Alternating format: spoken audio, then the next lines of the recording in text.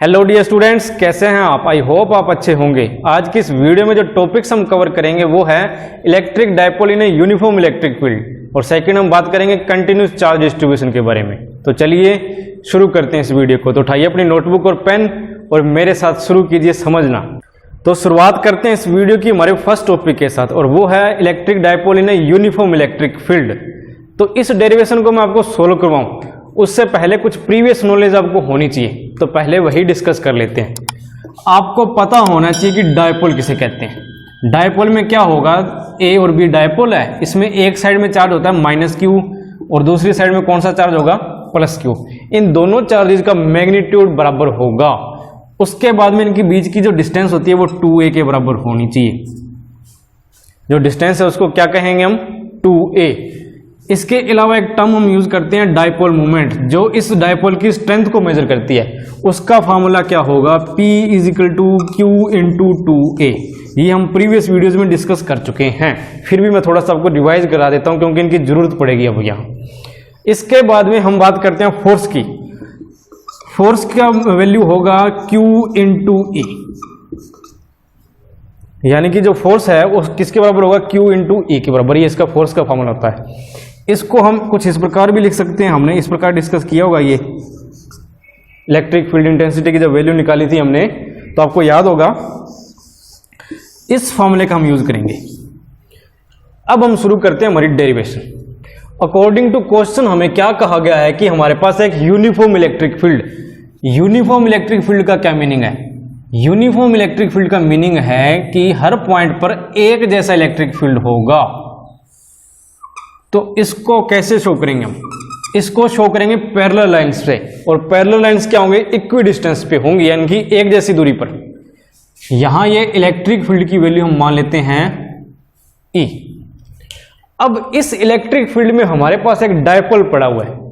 बनाओ एक डायपोल। ये कोई डायपोल है। यहां जो चार्ज होगा वो होगा -Q, यहां जो चार्ज होगा वो होगा +Q। इस पॉइंट को हम नेम दे देते हैं A, इस पॉइंट को हम नेम दे देते हैं B। क्लियर है बात? इनके बीच की जो डिस्टेंस होगी इस पॉइंट से लेके इस पॉइंट तक की, वो क्या होगी, 2a। इसकी डायपोल मोमेंट कितनी होगी, यहीं लिख देता हूं, P = Q × 2a, यही होगी। अब हमने फाइंड आउट करना है कि इस यूनिफॉर्म इलेक्ट्रिक फील्ड में फोर्स किस प्रकार लग रहा है। तो मैं आपको बता दूं कि जो पॉजिटिव चार्ज होगा इसमें जो फोर्स लगता है इसके ऊपर, जो फोर्स की डायरेक्शन होगी, एक बात तो ये है क्योंकि -Q और +Q दोनों क्या है, इक्वल है। दोनों का जो मैग्नीट्यूड है वो क्या है, इक्वल है। हाँ, इनके चार्जेस अपोजिट जरूर है, इनके जो क्या कह सकते हैं, इनकी नेचर अपोजिट है, लेकिन इनकी जो मैग्नीट्यूड है वो क्या है, इक्वल है। यानी कि दोनों में जो फोर्स लगेंगे वो इक्वल मैग्नीट्यूड के होंगे। क्या होंगे, इक्वल मैग्नीट्यूड के। अब बात करते हैं डायरेक्शन की। तो जो +Q है इसकी जो डायरेक्शन होगी वो हमेशा इलेक्ट्रिक फील्ड की डायरेक्शन में होगी। किस प्रकार, जरा देखो, इसमें जो फोर्स की डायरेक्शन होगी वो होगी ये। इसकी वैल्यू क्या होगी, फोर्स का फार्मूला हमने अभी लिखा था Q × E, यानी कि चार्ज और साथ में क्या होगा, इलेक्ट्रिक फील्ड। तो इसको मैं लिख सकता हूं Q × E। समझ में आया ये बात? अब बात करते हैं इस पॉइंट के बारे में। इस पॉइंट पर जो फोर्स लगेगा वो इस डायरेक्शन में होगा, यानी कि ये पॉजिटिव अगर उस डायरेक्शन में लग रहा है तो नेगेटिव की डायरेक्शन उससे अपोजिट होगी। तो ये अपोजिट डायरेक्शन में हमने इसको इधर शो कर दिया। यहां जो फोर्स लगेगा वो होगा -QE। यहां तक आपको क्लियर हुआ? अब क्या है, नेट फोर्स की अगर हम बात करें, नेट फोर्स यहीं लिख देता हूं, नेट फोर्स वो क्या होगा, इन दोनों को ऐड करो, QE माइनस में QE, ये और ये दोनों को ऐड कर दिया, आपस में कैंसल आउट हो जाएंगे, रिजल्ट क्या आएगा, 0।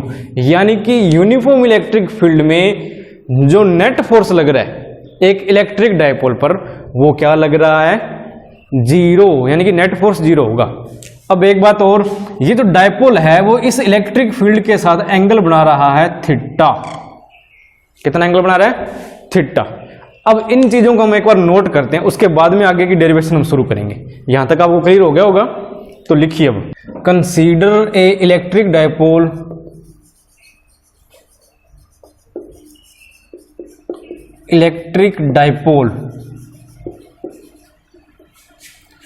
consisting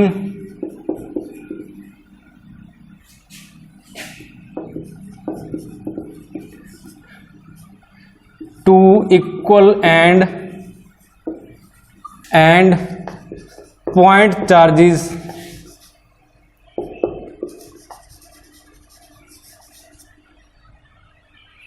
minus q at A and plus q at B। यही है हमारे पास क्या, एक डायपोल है जिसमें क्या है, माइनस क्यू ए पॉइंट पर है और प्लस क्यू चार्ज कहां पर है, बी पॉइंट के ऊपर है, और इनके बीच की डिस्टेंस क्या होंगी, सेपरेटेड बाय ए डिस्टेंस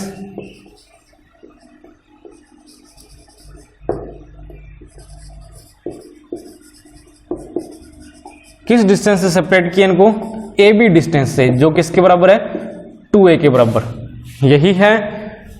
और इसकी डायपोल मोमेंट के बारे में भी नोट कर दो, having dipole moment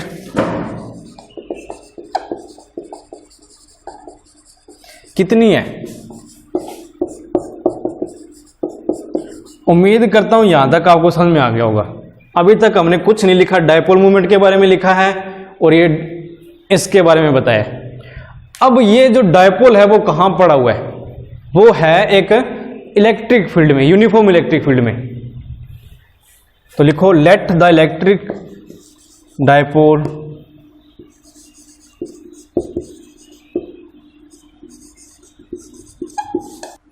be held in ए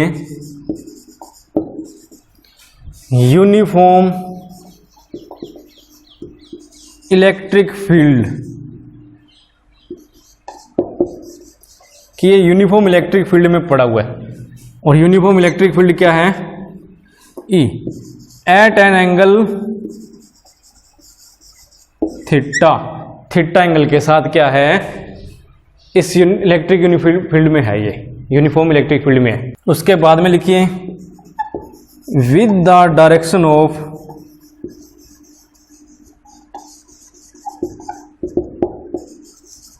ई की डायरेक्शन में, यानी कि जो डायपोल मूवमेंट की डायरेक्शन रहेगी वो क्या रहेगी, यही रहेगी, नेगेटिव से पॉजिटिव की तरफ। अब हमने क्या फाइंड आउट करना है, फोर्स। देखिए सबसे पहले इन पॉइंट्स पे क्या फाइंड आउट करते हैं, फोर्स। तो लिखिए,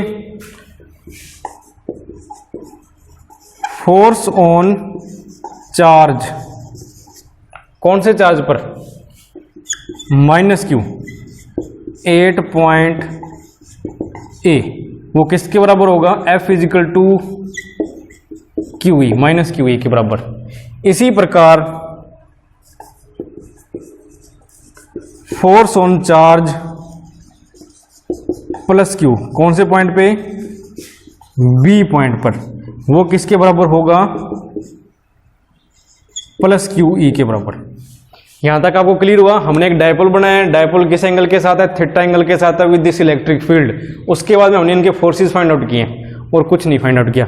अब जरा ध्यान से समझिएगा, ये हमारे पास कोई डायपोल है, अब इसको हम इधर भी खींच रहे हैं और इसको इधर भी खींच रहे हैं। अगर दोनों साइड में जो फोर्स लग रहा है वो इक्वल है तो क्या होगा, अगर दोनों साइड में जो फोर्स लगेगा वो इक्वल लगेगा तो क्या होगा, ये जो डायपोल है वो ऐसे घूमेगा, ऐसे रोटेट करेगा, रोटेट करेगा कि नहीं करेगा। तो ये जो फोर्स लगेगा इसके ऊपर, इसको हम बोलेंगे टॉर्क, यानी कि वो फोर्स, टॉर्क क्या होता है, वो फोर्स जो किसी भी ऑब्जेक्ट को रोटेट कर दे उसको कहेंगे हम टॉर्क। यानी कि यहां इसके ऊपर, इस डायपोल पर, इस यूनिफॉर्म इलेक्ट्रिक फील्ड में नेट फोर्स तो जीरो लग रहा है, लेकिन इस पर क्या लग रहा है, टॉर्क लग रहा है। उस टॉर्क का फॉर्मूला भी मैं आपको यही नोट करवा देता हूं। टॉर्क का साइन होता है ये, क्या लिखेंगे इसके अंदर, इसका फॉर्मूला होगा force into arm of couple, force into arm of couple, या हम ये कह सकते हैं कि perpendicular distance. Arm of couple को हम क्या लिख सकते हैं, परपेंडिकुलर डिस्टेंस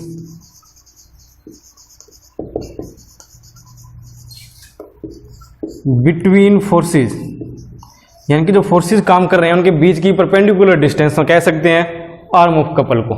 ये टॉर्क का फॉर्मूला है। पहले आप इसका स्क्रीनशॉट ले लो, फिर हम आगे बढ़ते हैं। तो अब बात करते हैं नेट फोर्स की। तो लिखो, क्या लिखोगे?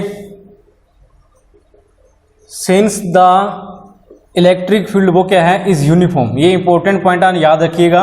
यहां इलेक्ट्रिक फील्ड क्या है? यूनिफॉर्म है, हर पॉइंट पर एक समान है। So net force on dipole is zero. Net force dipole पे क्या होगा? जीरो होगा। कैसे होगा? कुछ इस प्रकार। ये हम पहले भी डिस्कस कर चुके हैं। समझ में आ गया आपको? क्योंकि दो फोर्सेस काम कर रहे हैं ना, एक तो प्लस क्यू ई और एक माइनस क्यू ई। दोनों को एड अप करेंगे तो नेट फोर्स क्या हो जाएगा? जीरो हो जाएगा। लेकिन क्या है कि दो इक्वल अपोजिट और पैरेलल जो फोर्सेस है वो क्या करेंगे? इसको रोटेट कर देंगे। इस डायपोल को क्या करेंगे? रोटेट कर देंगे। तो लिखिए इसके बारे में, टू इक्वल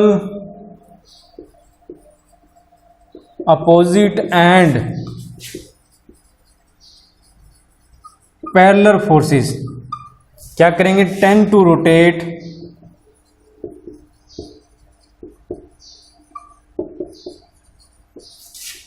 डायपोल। जो डायपोल को क्या कर देगा? रोटेट कर देगा।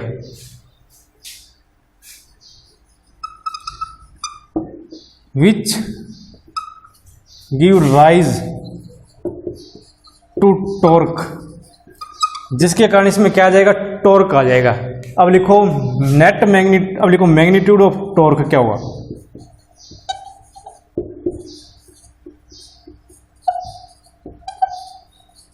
टॉर्क का मैग्नीट्यूड हमने फाइंड आउट करना है। वो क्या होगा?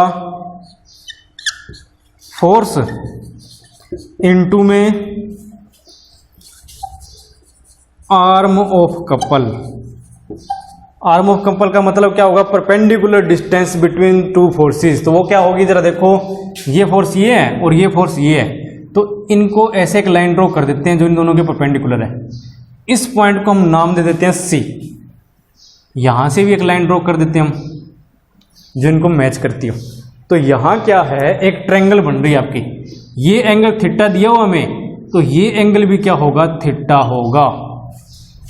क्लियर है ये बात? ये एंगल थीटा है तो ये एंगल भी क्या होगा? थीटा। तो ये ट्रायंगल बन चुकी है आपकी ए बी एंड सी, और ए सी यहां पर क्या है? परपेंडिकुलर डिस्टेंस है। इसकी वैल्यू हमने फाइंड आउट करनी है। तो जरा देखो, फोर्स क्या है हमारे पास? Q इंटू ई, ये तो फोर्स है। इंटू में आर्म ऑफ कपल क्या होगी? ए सी। आर्म ऑफ कपल यानी कि जो परपेंडिकुलर डिस्टेंस होती है उसको कहेंगे हम। ये है ए सी के बराबर। अब ए सी की वैल्यू हम यहीं फाइंड आउट कर लेते हैं। क्यू ई इंटू ए सी, यानी कि इस ट्रायंगल में देखो जरा ध्यान से, यहां मैं एक्सप्लेन कर रहा हूं। ट्रायंगल ए बी सी, तो इसमें ए सी हमने फाइंड आउट करनी है। तो इसको ऊपर लिखोगे, अपॉन में क्या होगा? जो साइड हमें गिवन है, कौन सी गिवन है? ए बी गिवन है। ए बी किसके बराबर होगा? ये क्या है आपका? Perpendicular upon hypotenuse. तो ये होगा साइन थीटा के बराबर, ए सी अपॉन ए बी। अब ए सी हमने फाइंड आउट करनी है और ए बी क्या है? 2a के बराबर है। तो लिखो ए सी इज इक्वल टू क्या होगा? 2a sine theta. इसकी वैल्यू ये होगी आपकी। समझ में आया कैसे किया ये? अब इस ए सी की वैल्यू मैं यहां पुट कर देता हूं। अगर आप लिखना चाहो तो लिख सकते हो। ये क्या होगा? ए बी साइन थीटा के बराबर। ए सी की वैल्यू क्या होगी? ए बी साइन थीटा के बराबर। इसको रफ कर देते हैं, ये भी अपने कोई काम का नहीं है। तो क्या होगा? नेट वैल्यू क्या होगी? टॉर्क की वैल्यू देखो क्या होगा? Q E into A B की वैल्यू क्या है? 2a sine theta. यही है। इसके बाद में क्या होगा? टॉर्क इज इक्वल टू, हमें पता है Q इंटू 2a क्या होता है? वो होता है हमारे पास डायपोल मूवमेंट। अभी हम डिस्कस करके आए हैं डायपोल मूवमेंट। इनटू में E, साइन थीटा, ये हमारे पास फॉर्मूला आ चुका है टॉर्क का। ये है टॉर्क का मैग्नीट्यूड। इन वेक्टर फॉर्म में इसको कैसे लिखेंगे? इन वेक्टर फॉर्म देखो क्या होगा, ये यहां साइन थीटा है तो इसका मीनिंग क्या होगा? Torque is equal to dipole moment cross electric field. ये होगा इसकी वैल्यू इन वेक्टर फॉर्म। तो क्लियर हो गया ये? इसका भी एक स्क्रीनशॉट ले लो।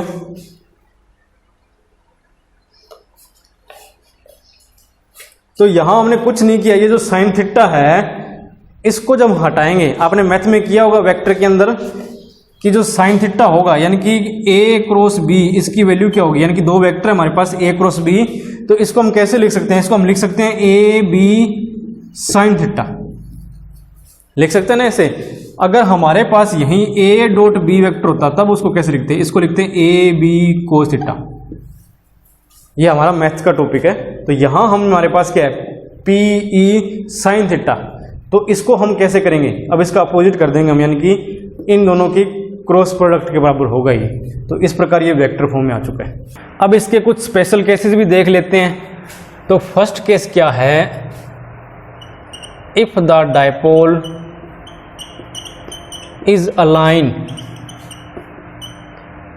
in the direction of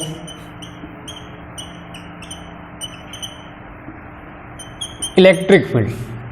तो इसको कहने का मतलब क्या है कि ये हमारा इलेक्ट्रिक फील्ड है और इसी डायरेक्शन में अगर डायपोल अलाइन कर जाए, यानी कि इसी डायरेक्शन में हो हमारा डायपोल भी। कैसे?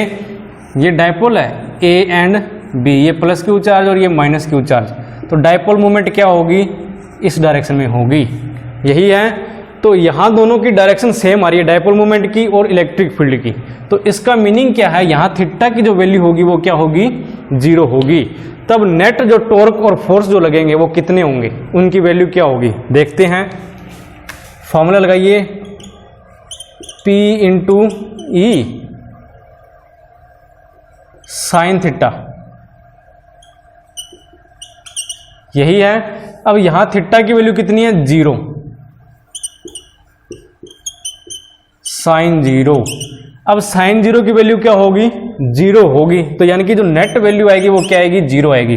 तो यहां जो फोर्स है उसकी वैल्यू तो 0 होगी ही होगी, क्योंकि दोनों पे जो फोर्सेज लग रहे हैं वो इक्वल एंड अपोजिट लग रहे हैं। तो फोर्स तो 0 हो गई, लेकिन जो टॉर्क लग रहा है उसकी वैल्यू भी क्या होगी?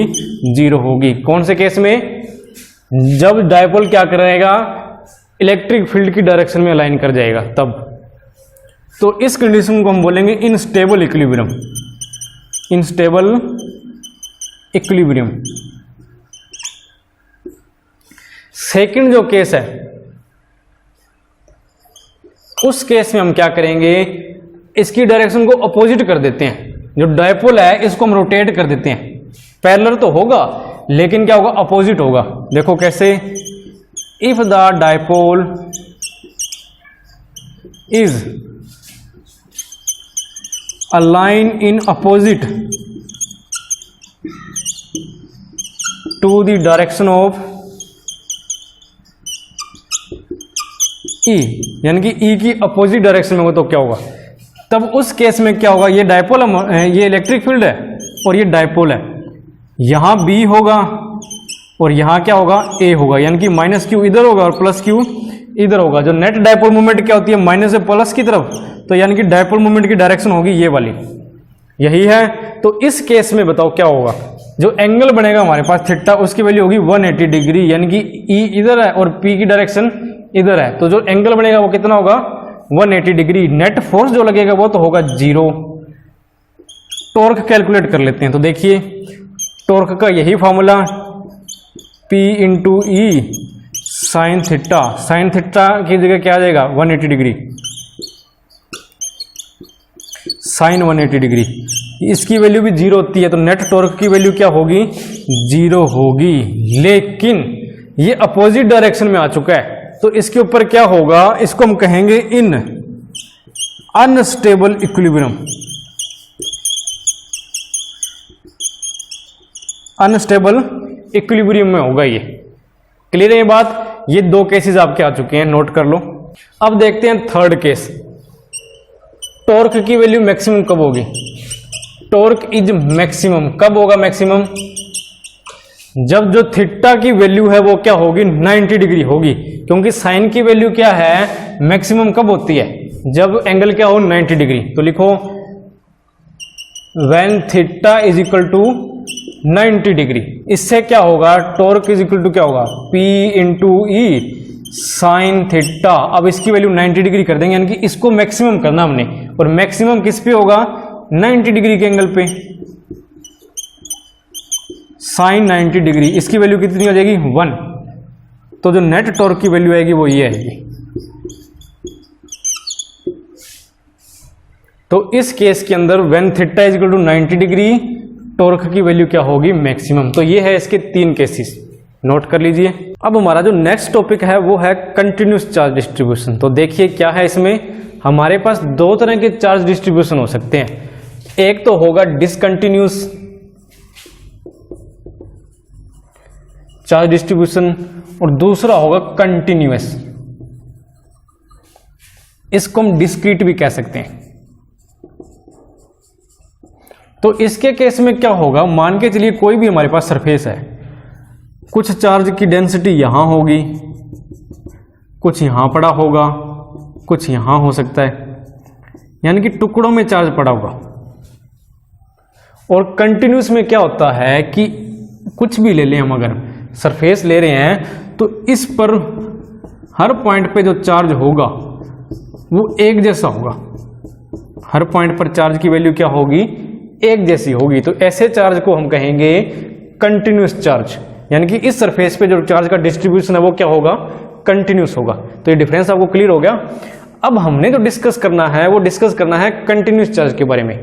डिस्क्रीट के बारे में हम डिस्कस कर चुके हैं, यानी कि हमारे पास यहाँ चार्ज पड़ा हुआ है, इसकी वैल्यू Q1 है, यहाँ जो चार्ज पड़ा हुआ है इसकी वैल्यू Q2 है, यहाँ जो चार्ज पड़ा हुआ है इसकी वैल्यू Q3 है। इन सभी का सम करके हम नेट चार्ज फाइंड आउट कर लेते हैं। ये तो हम डिस्कस कर चुके हैं। अब बारी आती है कंटिन्यूस चार्ज डिस्ट्रीब्यूशन की, यानी कि अगर पूरे के पूरे सरफेस के ऊपर कंटिन्यूसली चार्ज है तो उसको हम कैसे फाइंड आउट करेंगे। तो इसके 3 मेथड है। फर्स्ट तो है linear charge distribution, linear charge distribution. Second होगा सरफेस चार्ज।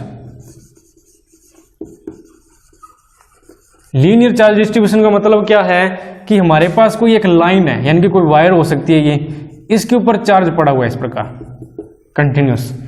तो इस पर हम चार्ज की वैल्यू किस प्रकार फाइंड आउट करेंगे। सेकंड है सरफेस। हमारे पास कोई सरफेस है, उस सरफेस के ऊपर कोई चार्ज है, या कोई ये प्लेन कह सकते हो आप, इस प्लेन के ऊपर कोई चार्ज पड़ा हुआ है, तो वो हम कैसे फाइंड आउट करेंगे? वो हम फाइंड आउट करेंगे सरफेस चार्ज से। और थर्ड वन है हमारे पास वॉल्यूम चार्ज डिस्ट्रीब्यूशन, यानी कि कोई भी सॉलिड सरफेस हमारे पास है, स्फीयर है जैसे ये, या कोई ऐसे कह लो भी कोई प्लास्टिक का स्फीयर है, इसमें सरफेस पर तो है ही, लेकिन इसमें ओवरऑल क्या है, पूरे वॉल्यूम पर चार्ज डिस्ट्रीब्यूट किया हुआ इसमें। तो इसको जो फाइंड आउट करेंगे हम चार्ज की वैल्यू, वो क्या होगी? Volume charge. क्लियर है ये? अब इन तीनों को हम बारी बारी से डिस्कस करते हैं। तो सबसे पहले बात करते हैं लीनियर चार्ज डिस्ट्रीब्यूशन के बारे में। लीनियर चार्ज डिस्ट्रीब्यूशन बिल्कुल सिंपल सा टॉपिक है।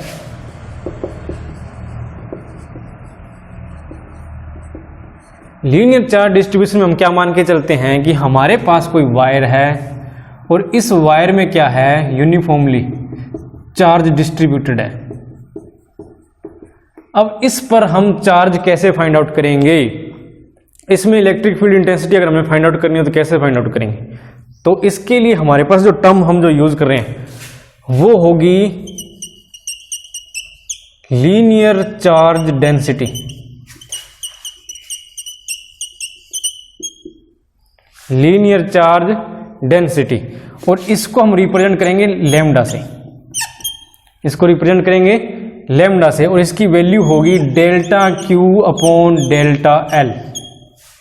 Delta Q upon delta L. और ये क्या चीज है? Linear charge distribution. ये हमें बताता है कि एक यूनिट लेंथ में कितना चार्ज है, एक यूनिट लेंथ में कितना चार्ज है। देखो कैसे, हम इसमें एक स्मॉल एरिया ले लेते हैं, सॉरी लेंथ ले लेते हैं, और ये जो लेंथ है वो कितनी है, डेल्टा एल। हम मान के चलते हैं भी यहाँ जो चार्ज होगा वो कितना होगा, डेल्टा क्यू के बराबर होगा। तो जो लैम्डा है उसकी वैल्यू क्या होगी, delta Q upon delta L. तो ये है आपका लीनियर चार्ज डिस्ट्रीब्यूशन। इसी प्रकार जो सेकंड हमारे पास जो केस होगा वो है surface charge distribution. Surface charge distribution, इसके केस में क्या होगा, इसके केस में हम लेंगे कोई सरफेस, मान लीजिए ये हम सरफेस ले रहे हैं, कोई प्लेन ले रहे हैं, या ये कोई बोर्ड हम ले रहे हैं, मान के चलिए ये भी तो एक सरफेस है। इसके ऊपर कंप्लीटली क्या है, यूनिफॉर्मली चार्ज फैला हुआ है, चार्ज डिस्ट्रीब्यूटेड है ऑल ओवर द सरफेस। अब हमने वैल्यू फाइंड आउट करनी है सरफेस चार्ज डेंसिटी की। सरफेस चार्ज डेंसिटी यानी कि यहां यूनिट सरफेस पर, यूनिट एरिया में टोटल कितना चार्ज होगा, उसकी क्या वैल्यू होगी, वो हमने फाइंड आउट करनी है। तो इसको हम रिप्रेजेंट करते हैं सिग्मा से, इसको रिप्रेजेंट करेंगे सिग्मा से। तो इसकी वैल्यू क्या होगी, जरा देखो, हम क्या करेंगे, एक स्मॉल सरफेस लेंगे और उस स्मॉल सरफेस को वैल्यू नाम दे देते हैं डेल्टा एस। छोटा सा सरफेस लेंगे और उस सरफेस में हम फाइंड आउट करने की कोशिश करेंगे चार्ज की डेंसिटी। मान लेते हैं यहां डेल्टा क्यू इसके ऊपर चार्ज है और कितने सरफेस पे, डेल्टा एस सरफेस में। तो ये वैल्यू होगी हमारे पास सरफेस चार्ज डेंसिटी की। अब अगर इनकी यूनिट्स की बात करें तो क्या होगा, जरा देखो, चार्ज की यूनिट क्या होती है, कूलाम, लेंथ की यूनिट क्या होगी, मीटर। तो क्या लिखोगे आप इसको, ये इसकी यूनिट हो सकती है कूलाम पर मीटर। अब इसकी अगर यूनिट फाइंड आउट करेंगे तो कैसे फाइंड आउट करोगे, कूलाम अपॉन में एरिया, सरफेस एरिया। तो इसको कैसे लिखोगे, मीटर स्क्वायर में। तो इसको मैं यहां लिख देता हूं कूलाम पर मीटर स्क्वायर, ये इसकी यूनिट होगी। उसके बाद में जो थर्ड जो टर्म हमारे सामने है वो है volume charge distribution. Volume charge distribution, इसके केस में क्या होगा, इसको हम रिप्रेजेंट करेंगे रो से, इसको रिप्रेजेंट करेंगे रो से। अब मान के चलिए हमारे पास कोई ऐसे बॉल दी हुई है ये, और इस पे इंटायर वॉल्यूम में क्या है, चार्ज डिस्ट्रीब्यूटेड है। तो हम क्या करेंगे, इसमें छोटा सा कोई वॉल्यूम उठा लेंगे, छोटा सा कोई वॉल्यूम उठा लिया, उस वॉल्यूम का वॉल्यूम दे देते हैं डेल्टा वी। तो इस वॉल्यूम में कितना चार्ज डिस्ट्रीब्यूटेड है, यूनिट वॉल्यूम में कितना चार्ज डिस्ट्रीब्यूटेड है, वो हमारे पास क्या होगा, volume charge density. Volume charge density के बराबर होगा। इसको हम रिप्रेजेंट करेंगे रो से। क्या वैल्यू होगी इसकी, डेल्टा क्यू चार्ज है, डेल्टा वी वॉल्यूम में। तो ये है आपकी वैल्यू वॉल्यूम चार्ज डेंसिटी की। इसकी यूनिट फाइंड आउट करो, चार्ज की यूनिट कूलाम और वॉल्यूम को मेजर करते हैं हम मीटर क्यूब में। तो कूलाम पर मीटर क्यूब ये इसकी यूनिट है। तो उम्मीद करता हूँ ये समझ में आ गया होगा आपको कंटिन्यूस चार्ज डिस्ट्रीब्यूशन। अब एक न्यूमेरिकल प्रॉब्लम हम सॉल्व कर लेते हैं जिसमें कोई डायपोल है जो इलेक्ट्रिक फील्ड में पड़ा हुआ है, यूनिफॉर्म इलेक्ट्रिक फील्ड में, तो उस पर कितना टॉर्क लगेगा वो हमने फाइंड आउट करना है। तो देखो क्या क्या गिवन है इसमें, two charges of ±1000 microcoulomb are separated by 2 mm distance, यानी कि दोनों के बीच में डिस्टेंस कितनी है, 2 है। जो जो चीजें हमें गिवन है वो नोट करते चलो। सबसे पहले गिवन क्या है, Q1 और Q2 की वैल्यू कितनी है, ये 1000 माइक्रोकूलम। उसके बाद में इनके बीच की डिस्टेंस यानी कि 2a, वो कितनी है, 2 mm। देखो कितनी छोटी डिस्टेंस है। उसके बाद में क्या गिवन है जरा देखो, the dipole so formed is held at an angle of 30 degree, यानी कि जो एंगल है वो 30 डिग्री का होगा, किसके बीच में, with the uniform electric field, यानी कि ये कोई डायपोल है और ये इलेक्ट्रिक फील्ड आपका, तो इनके बीच में जो एंगल होगा वो कितना होगा, ये जो थीटा इसकी वैल्यू कितनी होगी, 30 डिग्री के बराबर होगी। ये हमें गिवन है, लिख दो theta is equal to 30 degree. उसके बाद में of 15 into 10⁴ newton per coulomb, यानी कि इलेक्ट्रिक फील्ड की वैल्यू भी हमें गिवन है। कितनी है? 15 इंटू 10⁴ न्यूटन पर कूलम। यही है कैलकुलेट द टॉर्क। हमें क्या कैलकुलेट करना है? टॉर्क कैलकुलेट करना है। तो कैसे कैलकुलेट करोगे जरा देखो। टॉर्क की वैल्यू हमने फाइंड आउट करनी है। तो इस तरह के जो क्वेश्चंस होते हैं उसमें सबसे पहले जो प्रॉब्लम हमें फेस करनी पड़ती है वो होती है यूनिट्स की। हमें ये पता होना चाहिए कि हमने किस यूनिट में क्वेश्चन को सोल्व करना है। तो हमेशा ही जो चार्ज हम लेंगे वो लेंगे कूलम में। किस में लेंगे? कूलम में। तो यहां इसमें माइक्रो कूलम में दिया हुआ है, तो इसको कूलम में कन्वर्ट करो। तो देखो कैसे कन्वर्ट करोगे। 1000 इंटू में 10⁻⁻6 कूलम, यानी कि 1 माइक्रो कूलम है जो उसमें 10⁻⁻6 कूलम्स होते हैं। ये बात आपको याद रखनी है। mm की बात करते हैं अगर, तो ये होगा 2 इंटू, इसको कन्वर्ट करेंगे हम मीटर में, 10⁻³ मीटर, यानी कि 1 mm जो होगा वो किसके बराबर होगा? इतने मीटर के बराबर होगा। ये वैल्यूज आपको आनी चाहिए। उसके बाद में एंगल दिया हुआ है 30 डिग्री, कोई दिक्कत नहीं है। ये भी ठीक है, कोई दिक्कत नहीं है। टॉर्क हमने फाइंड आउट करना है। तो देखो कैसे फाइंड आउट करोगे। हम इसको यहां सोल्व कर लेते हैं।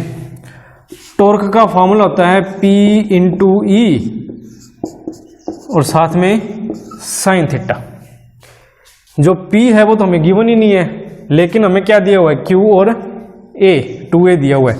तो मैं इसको ऐसे लिख सकता हूं फॉर्मूले को, Q इंटू 2A इंटू ई साइन थीटा। लिख सकते हैं इसको। Q की वैल्यू पुट करो, क्या है? 1000 इंटू 10⁻⁻6, ये वैल्यू है हमारे पास Q की। 2A की वैल्यू पुट करो, ये क्या होगी? 2 इंटू 10⁻⁻3। उसके बाद में वैल्यू पुट करनी है हमने E, यानी कि इलेक्ट्रिक फील्ड की। वो क्या होगी? 15 इंटू 10⁻⁴ इंटू में साइन थीटा, साइन इंटू में एंगल लिखेंगे 30 डिग्री। अब इनको सोल्व कर लो आप। ये क्या होगा? सबसे पहले इनको को सोल्व कर सकते हो आप। तो लिखो ये क्या है? 30 इंटू में ये कितना होगा? इसको हम यहां भी सोल्व करके लिख सकते थे। ये 10⁻³ है और ये कितना है? -6। तो इसकी वैल्यू कितनी आएगी? -3 कूलम। तो इसको -3 एज्यूम करके चलते हैं, यानी कि इसकी वैल्यू कितनी है? 10⁻⁻3। ये भी -3 है और ये भी -3 है, तो ये होगा 10⁻⁻6 इंटू में 10⁻⁴। ये थोड़ा मैं स्टेप बाय स्टेप आपको समझा रहा हूं ताकि आपको समझ में आ जाए। इंटू में साइन 30, इसका वैल्यू होगा 1/2।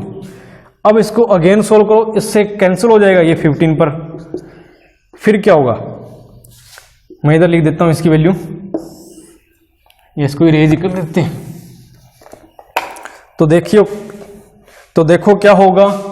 15 इंटू में 10⁻⁻6 और 10⁻⁴, तो कितनी वैल्यू आएगी?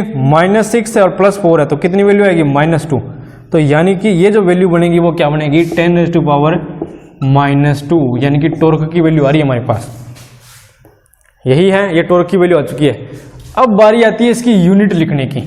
यूनिट अगर आपको पता है तो आप आसानी से लिख सकते हो। इसकी यूनिट होगी न्यूटन मीटर। लेकिन अगर नहीं पता तो भी कोई टेंशन लेने वाली बात नहीं है, हम यहां से इसकी यूनिट को कैलकुलेट कर सकते हैं। ये चार्ज है, इसकी यूनिट क्या होगी? कूलम।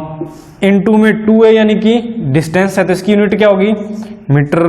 इंटू में इलेक्ट्रिक फील्ड की यूनिट क्या है हमारे पास? Newton per coulomb.